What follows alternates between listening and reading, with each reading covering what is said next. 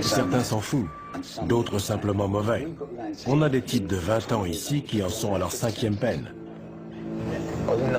On a parlé de moi dans le journal quand j'avais 14 ans. Genre, un jeune de 14 ans terrorise le quartier. Déjà une star.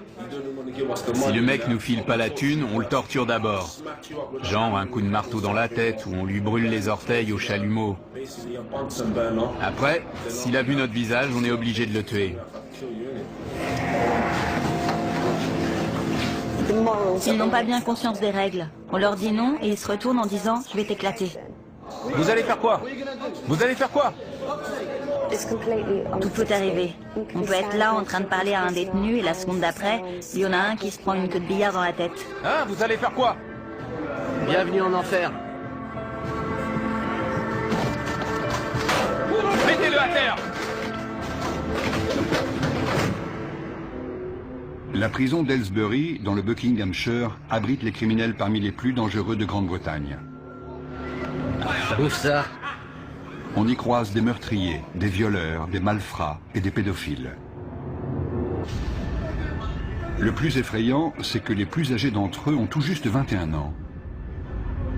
Un détenu sur 5 purge ici une peine à perpétuité ou d'une durée indéterminée pour protéger la société compte tenu de la gravité de leurs crimes. Pour garder le contrôle de la situation, les surveillants doivent faire preuve d'une vigilance permanente. Les chaussures? Mais ils doivent également aider ces jeunes à reconstruire leur vie brisée. Ils ne sont pas faciles à gérer. La plupart purgent de longues peines pour des crimes assez sérieux. Il faut tout reprendre à zéro. C'est difficile. On leur a appris qu'ils pouvaient faire tout ce qu'ils voulaient. Après s'être attirés des ennuis et s'être retrouvés devant la justice, ils atterrissent ici et on essaie de corriger ce que leur famille ou leurs amis leur ont enseigné. Certains nous poseront toujours des problèmes.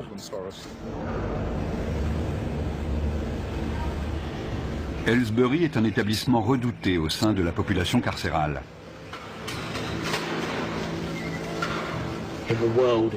Chez les détenus, la légende veut que Aylesbury soit la pire prison du monde.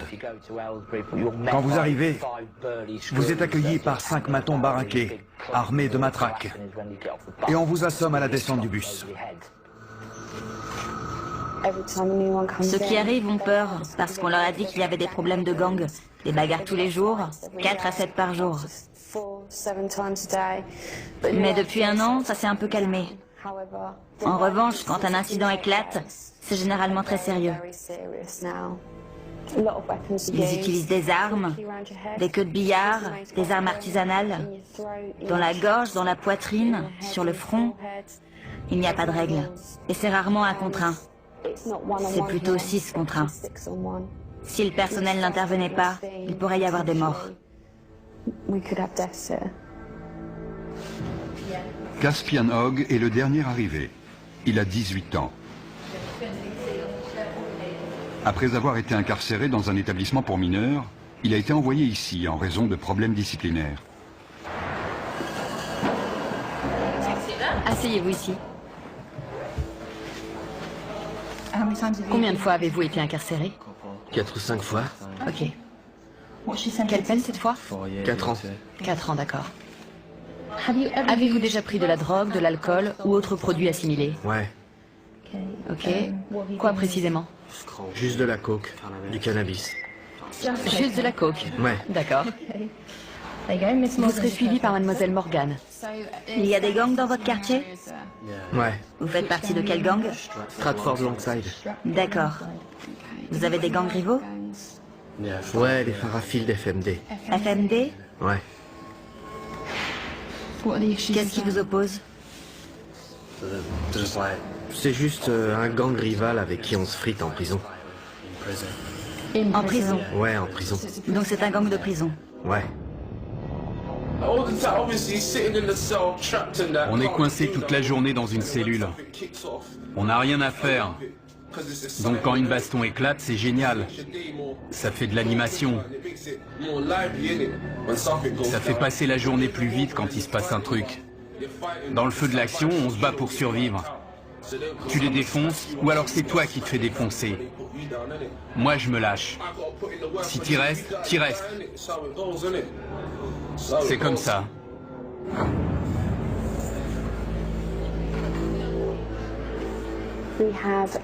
On a des membres de gangs venus de Liverpool, de Birmingham, de Londres, et ils sont tous rivaux. Certains viennent de milieux où ils n'ont connu que la violence.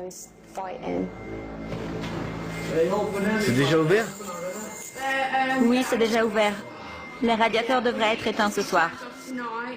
Je sais, il fait un peu chaud. Je peux poser mes affaires de douche? C'est un nouveau lieu, un nouvel environnement. Les 24 premières heures sont les plus explosives. On s'assure qu'ils ont tout ce qu'il leur faut et qu'ils sont bien installés pour leur première nuit. Les rivalités entre gangs entraînent d'inévitables règlements de compte. Les nouveaux venus sont particulièrement vulnérables, car ils n'ont pas encore de repères et doivent faire leurs preuves. Dès qu'un incident survient, une alarme est déclenchée. Pour éviter que la situation dégénère, les agents de sécurité interviennent rapidement. Vous êtes blessé? Non, non. Non? C'était quoi le problème? Rien. Allez! Non, non. C'était sûrement pas pour rien. Non. Ils sont juste venus là, vous frapper pour rien. Je sais ce qui s'est passé. C'est le nouveau qui vient d'arriver. Il s'est déjà battu la semaine dernière. C'était les représailles. Les deux se battaient. Les deux se sont donné des coups à la tête. Ils se disaient bonjour. Vous, ça va? Oui, ça va. J'ai pris un coup dans le sein. Et si ça se trouve, c'était son coude à lui.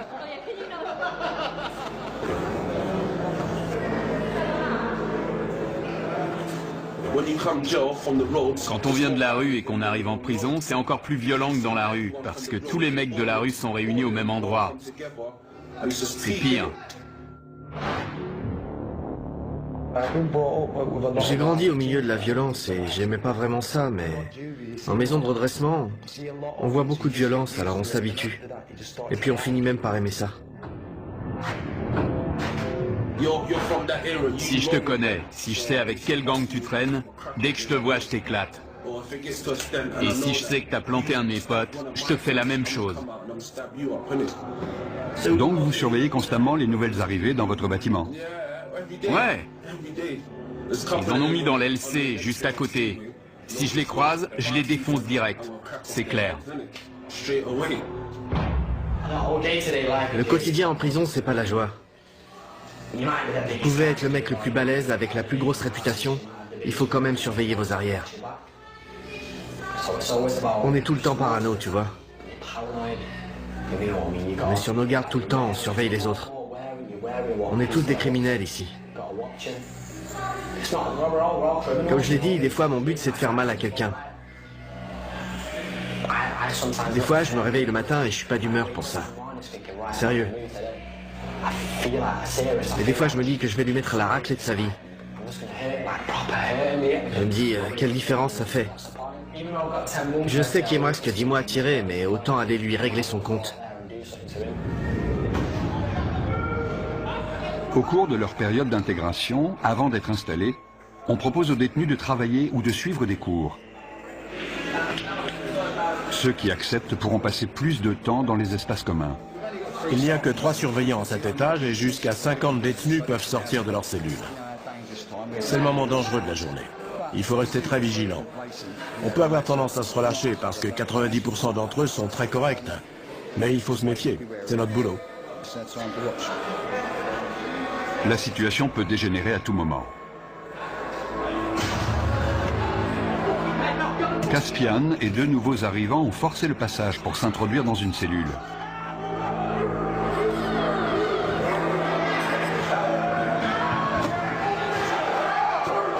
Ils sont armés, ils sont 4.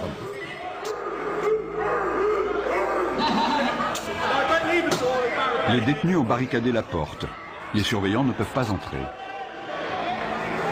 Je veux voir tous les détenus dans leur cellule.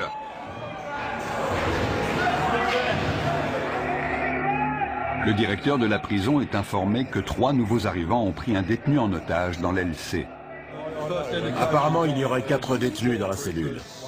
Dont un otage. Ils sont 4, dont un otage.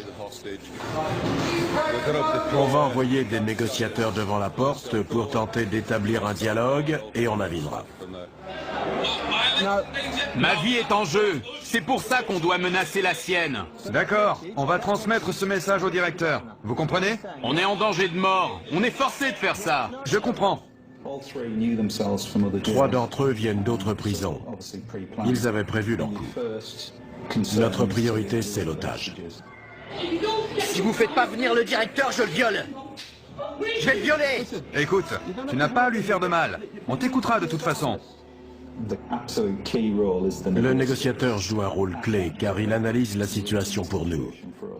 Si nous sentons que la vie d'un détenu est en danger, il est clair que les négociations sont terminées et qu'on doit intervenir. L'otage doit avoir conscience que le personnel est présent et jauge la situation car ils disent tous « je vais le tuer ». Mais est-ce qu'ils veulent vraiment le faire? J'aime pas cette prison, c'est tout. Je l'aime pas. T'es pas le seul. Mon problème, c'est que j'ai beaucoup de prisonniers qui ne sont pas heureux d'être ici. Si on commence à parler de transfert maintenant, j'aurai une autre prise d'otage dès cet après-midi, car certains vont se dire « Oh, il suffit de prendre un type en otage pour se faire transférer. » Je vais lui trancher le cou et le vider de son sang. Il a menacé de le violer et de lui trancher la gorge. Non, le cou. De lui trancher le cou. Je vais vous dire. Écoutez-moi. Vous me prenez pas au sérieux? Si, croyez-moi, nous prenons ça très au sérieux. Une cellule de crise a été mise en place par le directeur de la prison pour gérer l'incident. La décision a été prise de faire appel à des agents des forces de l'ordre spécialement entraînés pour agir dans ce type de situation.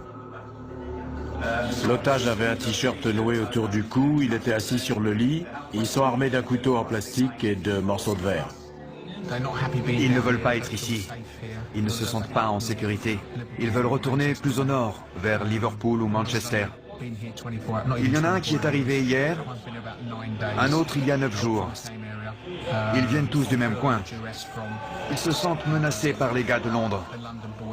Et ils en ont assez. L'équipe d'intervention de la prison se prépare à intervenir au cas où la situation dégénérerait. La prise d'otage dure depuis 2 heures. Jason Harper passe le relais à un autre négociateur qui va poursuivre la discussion avec les preneurs d'otages. Écoutez-moi, d'accord? Je ne vais pas vous mentir. Je vous ai dit tout ce que je savais. La température de 40 degrés n'arrange pas la situation. Il s'est effondré au sol. L'otage a perdu conscience. Tournez-le sur le côté. Tournez-le sur le côté et mettez-lui la tête en arrière pour qu'il puisse respirer. Oui, voilà, sur le côté. Darren, c'est Andy. Julie vient de me dire que l'otage avait perdu connaissance. Il est allongé au sol, elle leur a expliqué la position latérale de sécurité. Le directeur est mis au courant de la situation. Il ordonne le déploiement de son équipe d'intervention pour porter secours à la victime. Vous m'avez dit que vous vouliez sortir. J'attends qu'on me dise comment ça va se passer. Ensuite, la situation va se débloquer. Au bout de 3 heures, les preneurs d'otages acceptent de se rendre calmement. Où il est? Je veux le voir. L'otage, il sort en premier? Non, il sort en dernier. Comment tu t'appelles? Caspian. Les mains sur la tête. Sors calmement, par ici. Caspian Hogg, l'initiateur de cette prise d'otage, est conduit vers le quartier disciplinaire. Le détenu qui est arrivé hier venait déjà du quartier disciplinaire de son précédent établissement. Il est connu pour des faits de violence, d'agression de personnel, de port d'armes, de barricades. Il a tout fait. Il vient du nord du pays. Il a beaucoup d'influence sur les autres et il s'en est servi. Mais on est formé pour ces situations, donc ça va aller. On va descendre au quartier disciplinaire pour une fouille intégrale. Je suis le responsable, donc j'y participerai. Chacun sera tenu à l'isolement en attendant qu'une punition soit décidée. Nous sommes responsables des détenus les plus problématiques de l'établissement. S'ils enfreignent les règles ou s'ils présentent un risque pour les autres ou pour l'établissement, ils sont envoyés au quartier disciplinaire pour une période donnée. Notre priorité, c'est de calmer les prisonniers énervés et de leur faire entendre raison. Il faut aussi qu'on soit attentif à tout comportement potentiellement violent. Hé, Caspid! T'as réussi? J'y suis presque, mon pote! Presque! Beaucoup m'ont dit qu'ils avaient essayé de travailler et d'être de bons citoyens, et qu'ils avaient trouvé ça trop difficile. Mais ils sont très jeunes, vous savez. Les détenus seront punis pour les dommages qu'ils sont en train de commettre. Je suis resté trop sage. J'étais stressé. Il me fallait un truc à faire. J'ai saisi ma chance. En plus, j'étais pas tout seul. Le gamin qu'on a pris en otage, c'est le seul de toute l'aile que j'aime pas. Alors je me suis dit que j'allais me le faire. Mais on lui a pas fait mal, on lui a rien fait. Ils m'ont frappé au visage et dans les côtes, en me traînant avec eux. Ensuite, l'un d'eux m'a attrapé par derrière et m'a fait asseoir sur le lit. Il me tenait comme s'il voulait me briser la nuque. Les deux autres frappaient la porte avec des boules de billard dans des chaussettes. Ils ont cassé ma télé et ils m'ont mis des bouts de verre sous la gorge. Ils ont dit qu'ils allaient me la trancher. Ensuite, ils m'ont dit de me déshabiller complètement et ils ont dit qu'ils allaient me violer. Qu'est-ce qui s'est passé? Rien, rien. Ils disent qu'on a pris un mec en otage et qu'on l'a agressé dans sa propre cellule. Ils ont appelé la police et on est à l'isolement pour l'instant. Vous dites que vous ne l'avez pas pris en otage? Non, on a juste barricadé la porte, c'est tout. J'ai toutes ces pensées qui ont défilé dans ma tête. Je ne savais pas si j'allais en sortir vivant. Je connaissais pas ces mecs. C'était le truc le plus flippant de ma vie. Pourquoi vous avez fait ça? Franchement, j'ai pas eu de visite depuis 6 mois, depuis qu'ils m'ont mis ici. J'essaie de retourner dans le Nord. Il n'y a que des mecs de Londres ici, je veux retourner chez moi. C'est pas ma prison, je veux être dans une prison de chez moi. Je suis tombé dans les pommes. Je me souviens juste qu'ils étaient en panique. Ils croyaient qu'ils m'avaient tué. Si on continue les conneries, si on agresse les surveillants, ils nous transféreront. Ça va, Liam? Ouais, et vous? Pas trop mal. J'ai connu des jours meilleurs.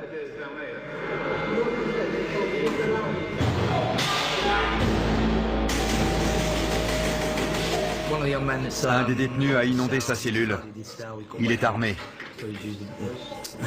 Il a cassé le manche de son balai. On lui a demandé de nous le remettre. On va le déplacer dans une cellule où il n'y a pas d'eau. C'est trop court. Il doit lui en rester. Le détenu a jeté les morceaux de manche à balai dont il se servait comme arme. C'est trop court. Pourquoi vous avez gardé ce morceau, hein? Je vous avais dit de tout jeter. Reste sur le côté. Déverrouille la porte et je la pousserai. Reculez vers nous. Doucement.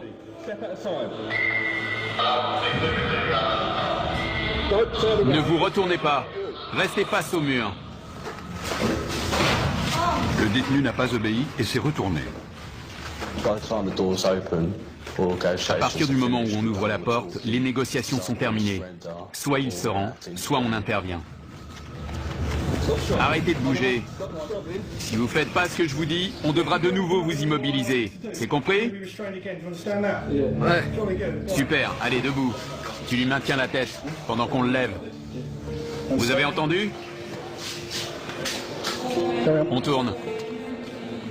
On utilise la force que quand c'est nécessaire et de manière proportionnée, mais ça fait forcément mal. Fouille intégrale. Il va maintenant être fouillé intégralement au cas où il aurait dissimulé une arme.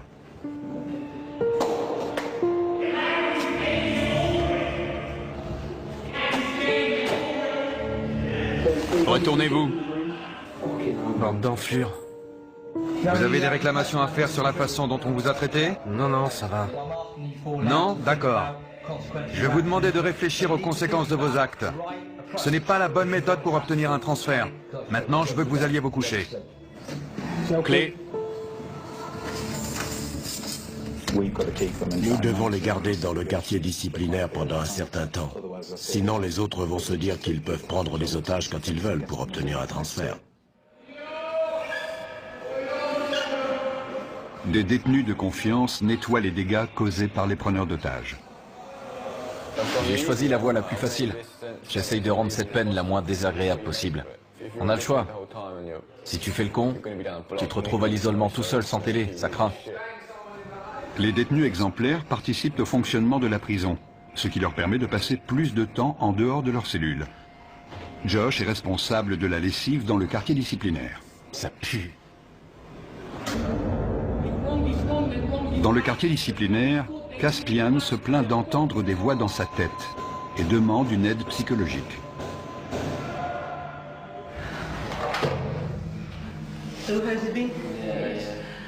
Je dois déterminer si vous êtes du genre manipulateur. Manipulateur? Si vous aimez titiller les gens et les énerver pour prendre l'avantage. Non, sérieux. Je risque de vous poser des questions qui vont vous énerver. Ouais. Vous avez le droit d'être en colère. Ce que vous n'avez pas le droit de faire, c'est être violent. Mais je suis un type violent, madame. Regardez mon dossier.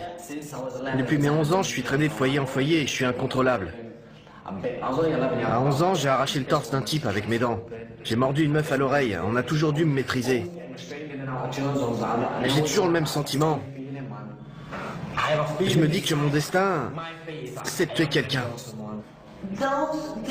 Et la perspective de sortir d'ici, de commettre un tel acte, et de revenir en prison pour une peine à perpétuité, ne vous dérange pas?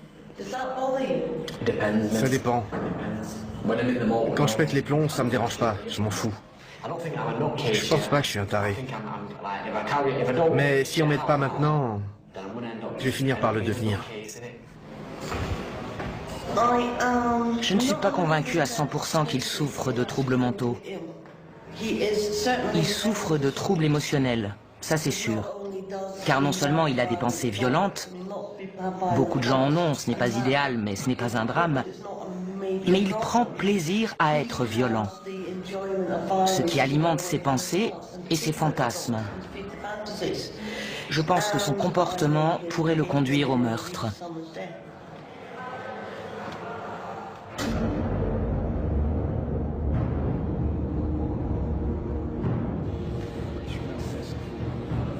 Liam Brennan, l'un des 3 preneurs d'otages présumés, a demandé un rendez-vous avec son avocat pour préparer sa défense. Vous voulez juste le choper dans sa cellule et fermer la porte. Mon rôle n'est pas de minimiser le délit, mais d'essayer de comprendre pourquoi et comment c'est arrivé, et quelle a été ton implication. Tu ne peux pas dire, c'est pas moi, j'ai rien fait. Ça, il te croira jamais. Écoute, différentes peines sont envisageables. J'espère que le juge optera pour des jours supplémentaires. J'ai pas le droit à l'erreur. J'avais pas parlé à ma femme et à mon gosse depuis 1 an. Elle m'a recontacté il y a quelques jours et je lui ai dit que je sortirais le 11 décembre. Les services pénitentiaires ont décidé de ne pas poursuivre Liam. Il se retrouve donc en commission de discipline. Asseyez-vous, monsieur Brennan. Je suis juge, je n'ai aucun lien avec cet établissement, vous comprenez? Oui. Vous êtes représenté par monsieur Ahmad, c'est exact? Oui, monsieur le juge. Pouvez-vous vous identifier, s'il vous plaît? Jason Harper. Vous serez le témoin de cette affaire? Oui. Il est dit que le 29 mai, vous avez retenu une personne contre son gré. Coupable ou non coupable? Non coupable. Monsieur Ahmad? Qu'avez-vous vu monsieur Brennan faire exactement? Il a passé beaucoup de temps à la porte avec moi pour m'expliquer leurs intentions. Je ne veux pas parler à votre place, mais si je comprends bien, il n'a pas menacé ni brutalisé d'une quelconque façon la victime. C'est exact. Lorsque vous étiez dans la cellule, avez-vous exprimé clairement votre désir de coopérer avec... Vous orientez l'accusé. Oui, monsieur le juge. Ne le faites plus. Vous connaissez la loi et la notion de complicité. C'est comme le chauffeur du véhicule qui attend les braqueurs de banque.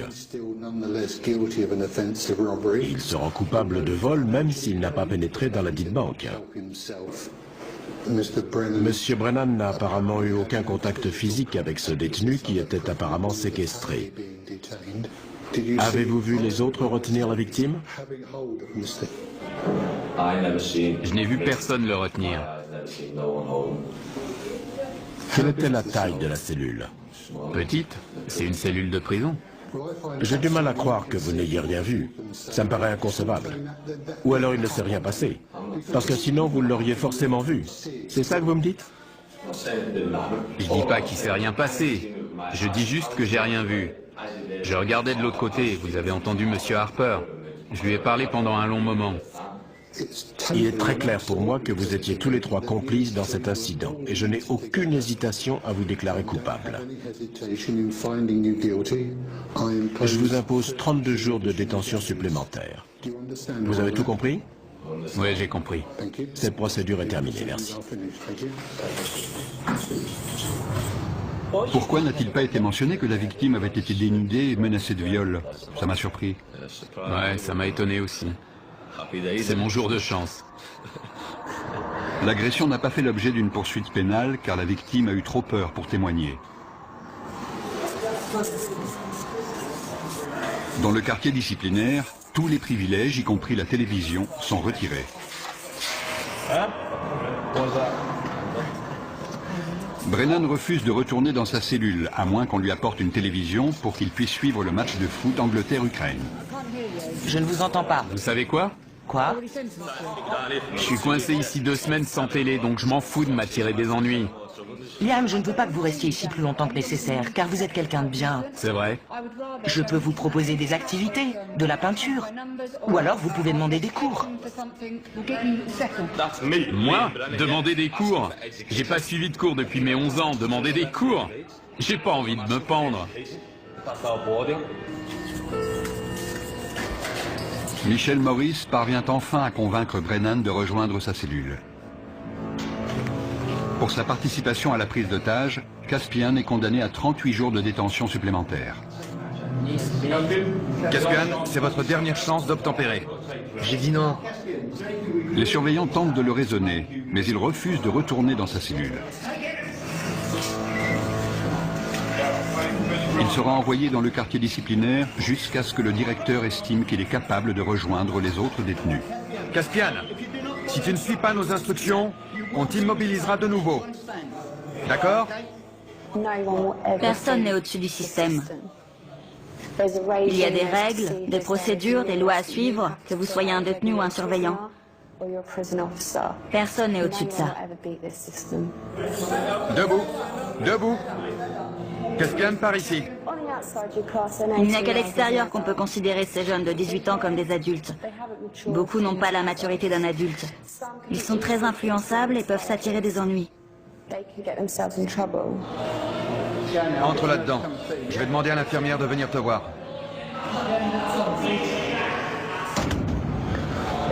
S'ils me remettent avec les autres, je vais vous dire la vérité. Je vais faire mal à quelqu'un. Sérieux, je déconne pas. S'ils me remettent là-bas, je vais choper un de ces connards et je vais le défoncer comme il faut. Je suis sérieux. J'ai l'impression d'avoir une double personnalité. Tout m'énerve, tout le monde m'énerve. J'aimerais parler à quelqu'un, mais j'ai la tête en vrac. J'ai l'impression qu'elle est énorme. Tellement de trucs là-dedans, je me sens vraiment en colère. Je suis en rogne. Il y a certains détenus que je n'aimerais pas voir libérés avant très longtemps. Parfois, on travaille avec eux simplement pour les aider à gérer le fait qu'ils sont en prison. Mais je n'ai jamais rencontré de détenu que je ne pensais pas pouvoir aider à répondre à son environnement de façon plus positive.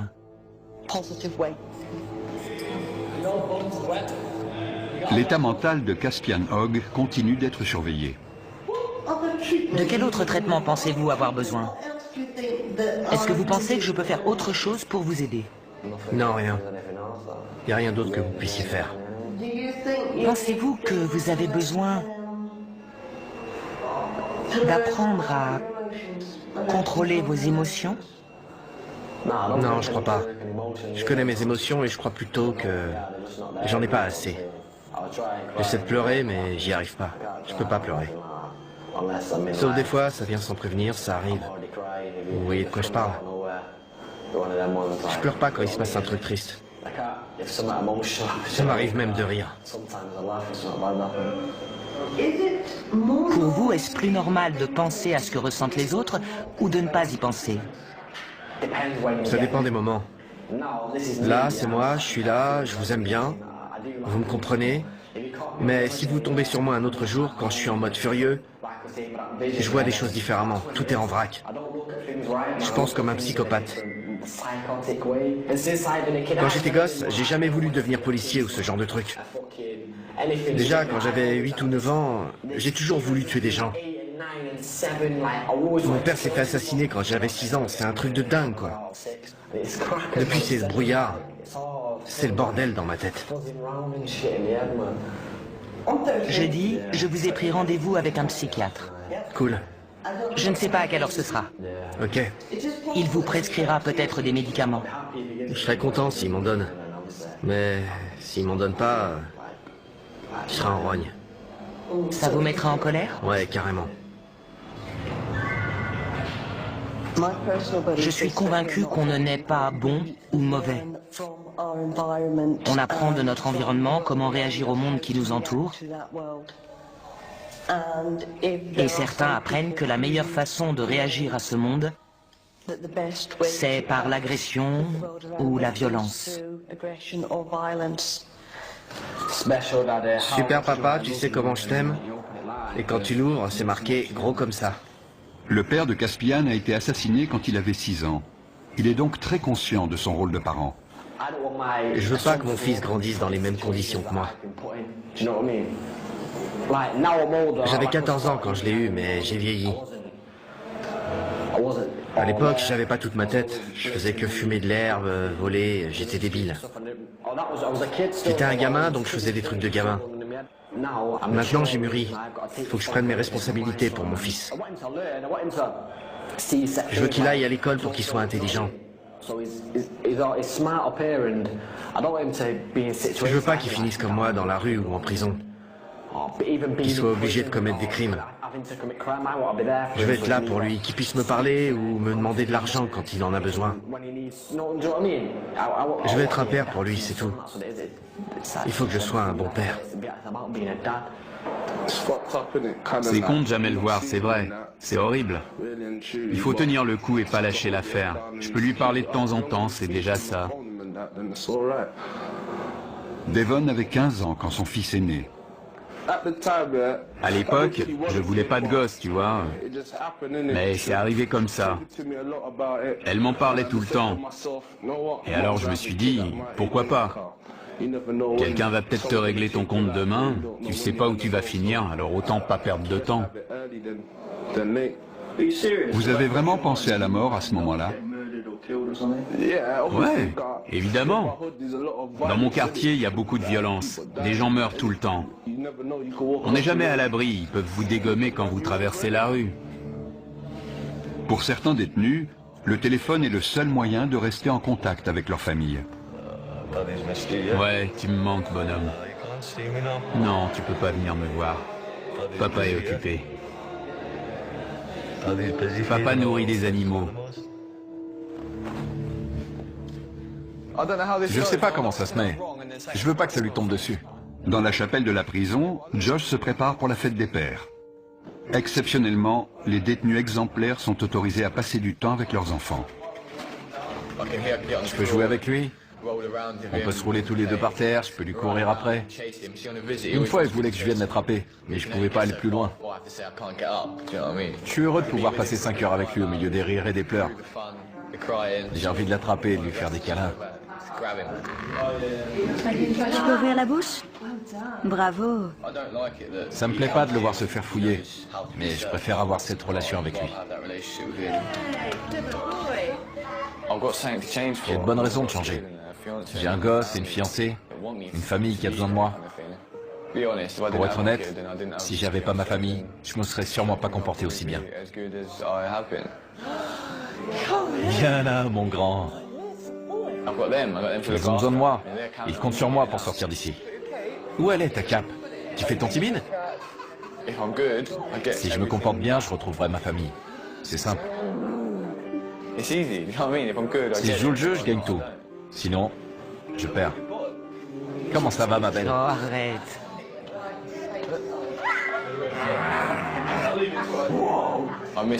J'ai manqué ses premiers pas, ses premiers mots. La première fois qu'il a tapé dans un ballon, je ne l'ai jamais emmené au parc. Je ne l'ai jamais réveillé de sa sieste. Maintenant, il va sur les toilettes, il me dit qu'il est grand.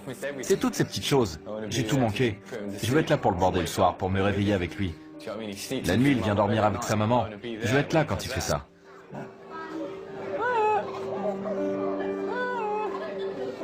Messieurs, dames, s'il vous plaît, vous pouvez vous dire au revoir? Tout va bien. Quand j'ai su que j'allais en prison, je pensais qu'elle allait m'oublier. J'avais 18 ans. Et on était ensemble depuis 2 ans et demi. C'est un vrai test pour des adolescents, de rester fidèles et loyaux. Quand on est en prison, on ne pense qu'à ça. Il faut pouvoir compter sur quelqu'un de confiance pour traverser ça. Sinon, on craque. Je pourrais être là toutes les nuits à imaginer qu'elle me trompe. À plus. Je t'aime.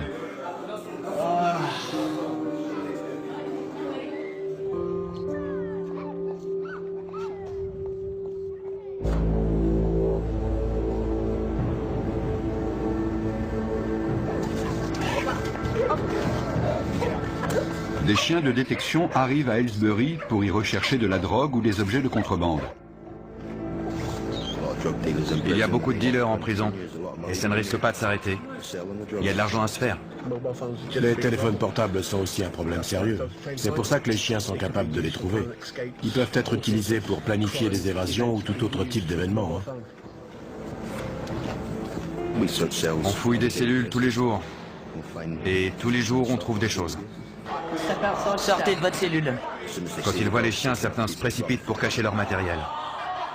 On demande aux détenus de sortir de leur cellule pour que les chiens puissent travailler tranquillement.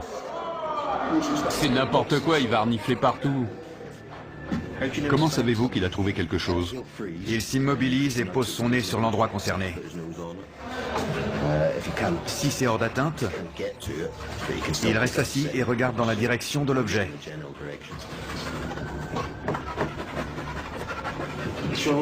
Il a l'air très intéressé par la fenêtre. Je vérifie s'il n'y a rien à l'extérieur. Il a peut-être senti une odeur de joint qui venait de la rue. Il reste concentré sur la zone autour de la fenêtre et du lit. J'étais en train de pioncer et ils amènent un chien dans ma cellule pour renifler partout. C'est n'importe quoi. Notre équipe fouille la cellule pour essayer de trouver ce que le chien a senti. Il semblait concentré sur une zone en particulier, donc c'est là qu'on fouille en premier. J'espère qu'on va trouver quelque chose. Les chiens poursuivent leur inspection des cellules. Ça sent dès qu'on l'ouvre. Il a fumé dans sa cellule, c'est sûr. Le chien va nous dire si la drogue est encore là. Oui, ça sent. Il y a de la drogue et des téléphones partout dans la prison. Avant, tout le monde planquait ça dans le meuble de l'évier en retirant les vis avec un coupe-ongle ou un truc dans le genre.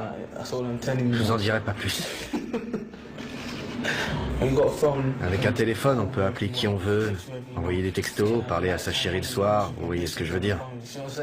On peut dire ce qu'on veut, gérer ses affaires, son fric, tout ça. Vous avez déjà eu un téléphone ici? Ouais, mais c'est trop de pression. On devient parano. Ils finiront toujours par le trouver. La première fois, on est là, ouais, ils ne le trouveront jamais.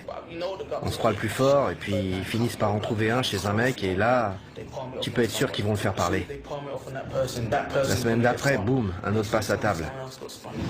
On n'est jamais tranquille parce qu'ils savent tout ce qui se passe ici. Ils cachent parfois leurs affaires au fond de leur poubelle. Ils croient qu'on va pas les fouiller parce que c'est dégoûtant. Des cartes SIM, des téléphones, il y a tout. On a toujours un cran de retard parce que dès qu'on trouve quelque chose, ils cherchent une autre cachette. Une antenne cassée, ça peut servir d'arme. Il en a plus besoin, on l'apprend. Ils aiment regarder des images, évidemment. Je veux pas savoir ce qu'il fait avec ça.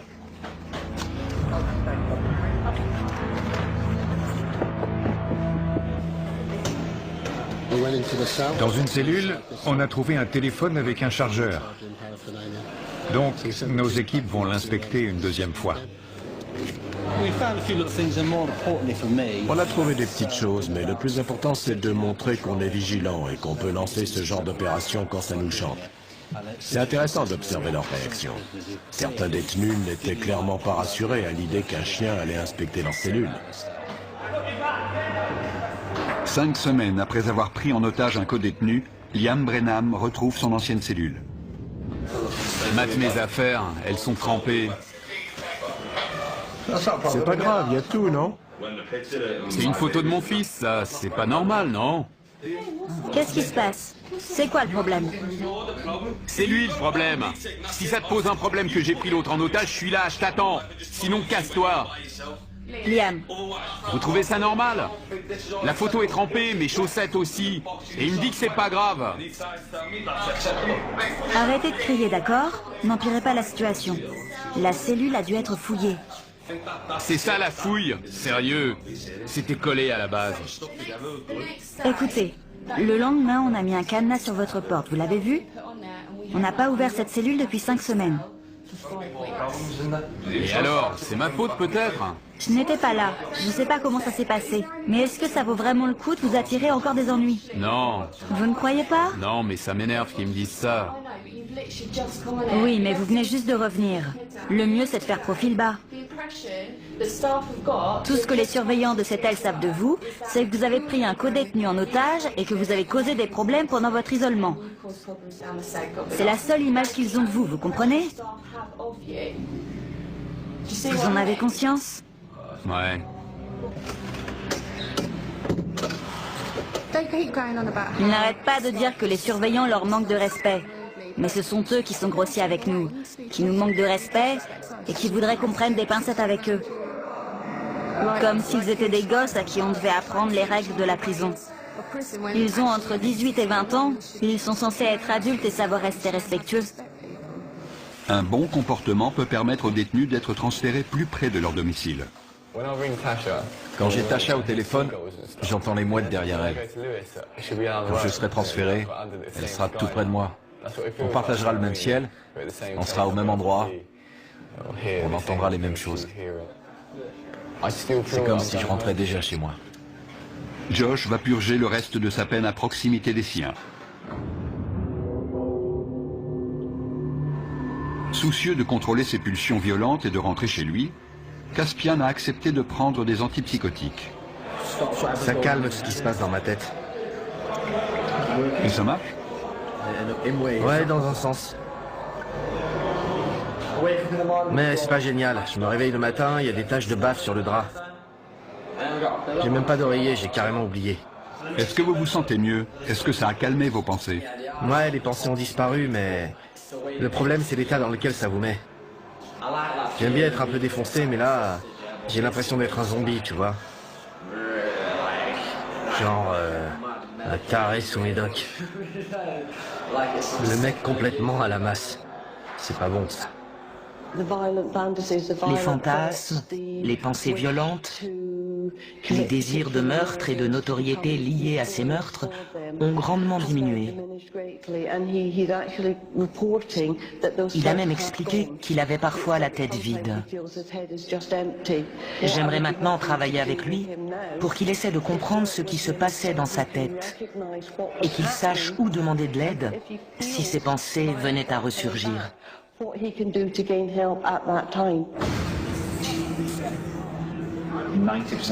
90% des détenus que nous accueillons ici vaquent à leurs occupations et font ce qu'on leur demande. Il peut y avoir de petits incidents, mais c'est tout. Ce sont les 10% restants qui causent la majorité des problèmes. Ils ne veulent pas rester tranquilles ni faire ce qu'on leur dit. Ils se rebellent constamment. Ils essaient de créer le désordre pour saper notre travail.